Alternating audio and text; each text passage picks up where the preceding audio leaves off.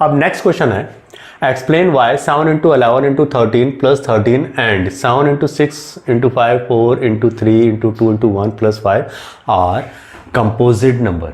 ये composite number हमें prove करने क्यों, कैसे हैं ये, चलिए देख लेते हैं। सबसे पहले देख लेते हैं कंपोजिट नंबर होते क्या हैं। कंपोजिट नंबर वो होते हैं जिनके 2 से अधिक फैक्टर होते हैं और जिनके मैक्सिमम 2 फैक्टर होते हैं वो तो प्राइम नंबर होता है। जैसे 3 हो गया, 7 हो गया, 11 है, ये प्राइम है। इसके अगर फैक्टर करेंगे 3 का फैक्टर क्या है 1 और 3 1 से डिवाइड होगा और 3 से खुद से डिवाइड।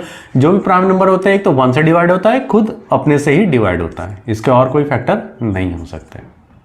ठीक है, इसी प्रकार अगर मैं कंपोजिट नंबर देखूं तो कंपोजिट नंबर क्या होते हैं जिसके 2 से अधिक फैक्टर होते हैं। मीन्स अगर मैं 4 को देखूं तो इसके फैक्टर क्या बनते हैं 1 2 और 4।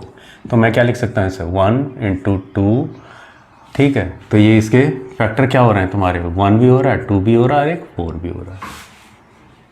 ठीक है, कहने का मतलब यह है कि ये 1 से भी डिवाइड हो रहा है, 2 से भी डिवाइड हो रहा है और 4 से भी डिवाइड हो रहा है। ठीक है, ऐसे ही अगर मैं 9 के देखूं तो ये किसके, इसके फैक्टर क्या हो गए 1 हो रहा है, ठीक है, 3 हो रहा है और 9 हो रहा है। अगर मैं यहाँ पे देखूं 9 तो ये किससे डिवाइड हो रहा है 1 से और 9 दोनों से ही हो रहा है। इसी प्रकार 9 क्या था 3 3 जा 9। ठीक है, तो 1 से डिवाइड हो रहा है, 3 से डिवाइड हो रहा है, 9 से डिवाइड हो रहा है। ठीक है, तो कंपोजिट नंबर कौन से होते हैं जिसके 2 से अधिक फैक्टर होते हैं। तो इसके 2 से अधिक फैक्टर हैं, इसका एक फैक्टर 1 है, 2 है और 4 है, ऐसी 9। तो हमें इसमें ये प्रूव करना है कि अगर 2 से अधिक फैक्टर हो गए इसके तो ये कंपोजिट नंबर है, वही हमें प्रूव करना है। तो कंपोजिट नंबर आपको पता चल गया होगा क्या होता है। ठीक है, अब हमें इसमें यही प्रूव करेंगे कि इसके 2 से अधिक फैक्टर हैं। तो सबसे पहले ये ले लेते हैं 7 इंटू 11 इंटू 13 प्लस 13। 13 को कॉमन ले लेते हैं यहाँ पे, 7 इंटू 11 प्लस 1। ठीक है, तो आ गया 13। ये क्या आ गया 7 इंटू 11 क्या होता है 7 11 7 जा 77 प्लस 1। तो क्या आ गया 13 इंटू क्या हो गया 78। ठीक है, इसके 2 फैक्टर तो यही निकल गए। अगर मैं इसको 1 से मल्टीप्लाई करूं तो ये तो 3 फैक्टर इसके तो ऐसे निकल जा रहे हैं। अगर मैं 78 को भी अगर इसके फैक्टर करूं तो इससे तो बहुत ही अधिक दिन निकलेंगे।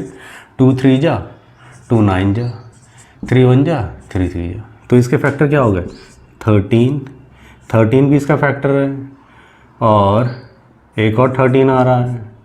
चलो, फिर 3 आ रहा है, फिर 2 आ रहा है, फिर 1 आ रहा है। मतलब इसके फैक्टर 13 भी हो गया, 3 भी हो गया, 2 भी हो गया, 1 भी हो गया। मतलब कि 2 से अधिक इसके फैक्टर आ रहे हैं 1 2 3 4। तो ये तो कंपोजिट नंबर हो गया। अब दूसरे को भी प्रूफ करना है, उसको कैसे प्रूफ करते हैं चलिए देख लेते हैं।